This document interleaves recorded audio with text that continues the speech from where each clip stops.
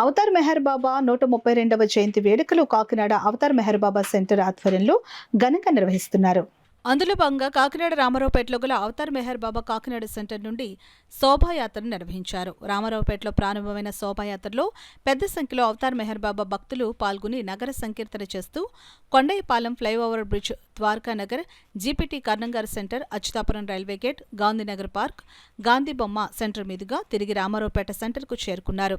ఈ సందర్భంగా centre convener Nageswararao మాట్లాడుతూ ఈ నెల 25వ తేదీన కాకినాడ సెంటర్లో అవతార్ మెహర్ బాబా జయంతిని పురస్కరించుకుని పలు కార్యక్రమాలు నిర్వహిస్తున్నట్లు వెల్లడించారు. ఈ కార్యక్రమంలో పెద్ద సంఖ్యలో అవతార్ మెహర్ బాబా భక్తులు, మహిళలు పాల్గొన్నారు. 25వ తారీఖు నాడు అంటే ఆయన జన్మదినం నాడు ఉదయం 4:30 మొదలుకొని రాత్రి 8:30 వరకు సాంస్కృతిక కార్యక్రమాలు, ప్రార్థనలు, హారతులు, ఉపన్యాసాలు జరుగుతాయి.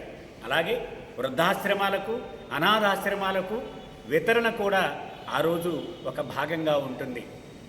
అవతార్ మెహర్ బాబా ఎవరు అనేటువంటిది ప్రపంచానికి వెల్లడించడానికి ఇది ఒక గొప్ప సదవకాశం. బాబా ఇలా అన్నారు, ప్రపంచంలోని విద్యార్థులు, ముఖ్యంగా చరిత్రను నేర్చుకునే విద్యార్థులు, రాజ్యాలు ఏర్పడము, అవి కూలిపోవడము, అలాగే నాగరికతలు పుట్టడము, అవి పతనం అవ్వడము, ఇవన్నీ అతి ముఖ్యమైన ఘట్టాలుగా చదువుకుంటూ ఉంటారు. కానీ నేను చెబుతూ ఉన్నాను, నిత్యము ఆనందమయ పరిస్థితిని అనుభవించే భగవంతుడు యుగానికి ఒక్కసారి కావాలని ఈ మిథ్యలోనికి అడుగుపెట్టి మానవుడు కనీ విని ఎరిగినటువంటి కష్టాన్ని తన శరీరం మీద వేసుకొని తన శరీరాన్ని చివరికి ఈ విశ్వానికి బలి ఇచ్చి వెళతాడు.